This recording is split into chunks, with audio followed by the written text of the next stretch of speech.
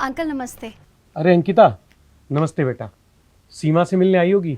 जी, मैंने जैसे ही सुना कि वो ससुराल से अचानक आ गई है तो मैं मिलने आ गई। हाँ, अचानक वापस आ गई और कहती है कि अब वापस भी नहीं जाएगी। जा मिल ले उससे। जी, मैंने तुमसे 100 बार कहा है कि मैं उस घर में वापस नहीं आऊंगी, मतलब नहीं आऊंगी। तुम चाहे जो भी कर लो। सीमा ऐसी बात मत करो।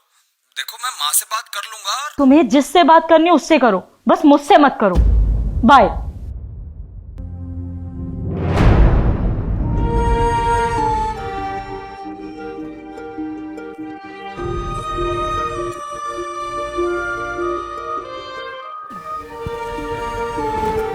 तुझे पता है मैं कितना अकेला फील कर रही थी। मैं समझ सकती हूँ, लेकिन घर छोड़कर क्यों आ गई? वो अब मेरा घर नहीं है, अब से मैं यही रहूंगी। क्यों? तेरे ससुराल वाले तेरे साथ मारपीट करते हैं, गाली गलौज करते हैं? नहीं नहीं, वो ऐसा कुछ नहीं करती। तो तेरे हस्बैंड की कोई बुरी आदत है क्या? दारू, शराब, जुआ? नहीं नहीं, वो ऐसा कुछ नहीं सोचते। तो फिर ऐसा क्या हो गया 2-3 महीने में कि तू वापस नहीं जाना चाहती? मैं क्यों रहूं उनके साथ और क्यों करूं उनके लिए कुछ भी?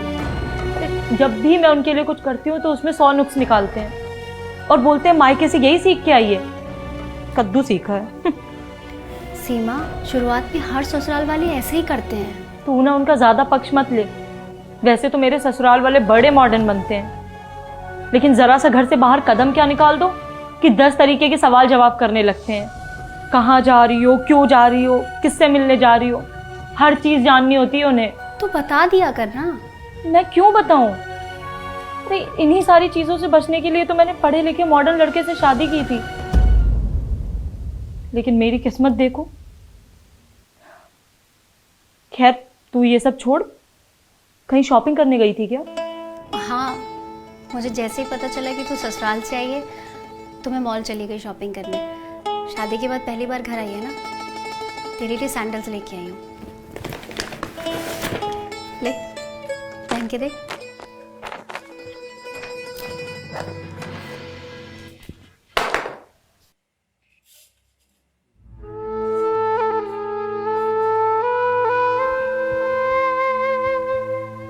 काट रही हैं। अभी नहीं है ना, चल के देख।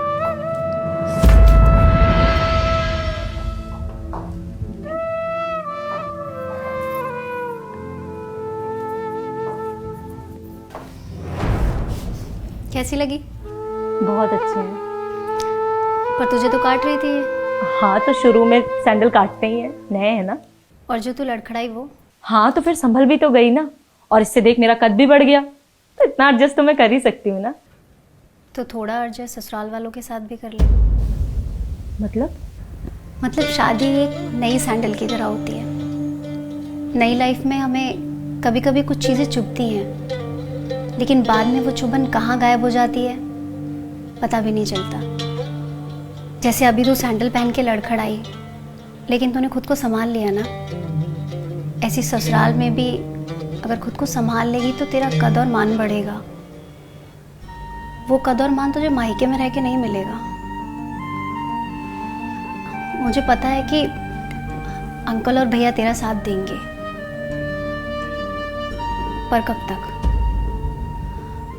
तुझे पता है मेरी एक छोटी सी गलती, जब मैं अपने पति से लड़कर वापस आ गई थी, मेरे भी पापा और भैया ने मेरा साथ दिया। पापा की डेथ के बाद भैया की शादी हो गई और वो अपनी लाइफ में बिजी हो गया। मम्मी है, पर वो पापा के जाने के बाद अपनी दुनिया में रहती है, मुझसे बात भी नहीं करती। इतनी अकेली हो गई हूँ मैं नहीं चाहती कि जो मेरे साथ है वो सब। लेकिन तू जॉब तो करती है ना, इंडिपेंडेंट है। मैं भी जॉब करूंगी, अपना ख्याल रख लूंगी। अब जमाना बदल चुका है। सीमा, जमाना चाहे कितना भी नया हो, कितना भी पुराना हो, अकेली औरत को ये जमाना नोचने को दौड़ता है। एक औरत उनके लिए गोश्त का टुकड़ा है और बाकी के भूखे लोग कुत्ते।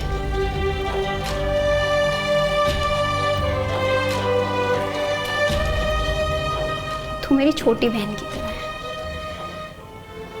अगर सच में मुझे लगता कि तेरे ससुराल वालों की गलती है और वो गलती संभालने लायक नहीं है तो मैं तुझे जाने के लिए नहीं बोलती। तू समझ रही है ना मैं क्या कहना चाहती हूँ? बस थोड़ा सा एडजस्ट।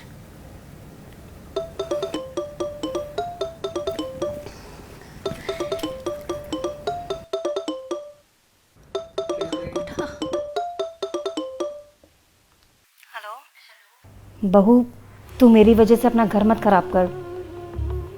तू वापस आ जा, मैं आज से तुझे कुछ नहीं कहूँगी। कैसी बातें कर रही हैं माँ जी? आप तो मेरी माँ है ना, तो फिर आप मुझे क्यों नहीं कुछ कहेंगे? आप इनको बोलो कि मुझे लेने आ जाएं। ठीक है बेटा।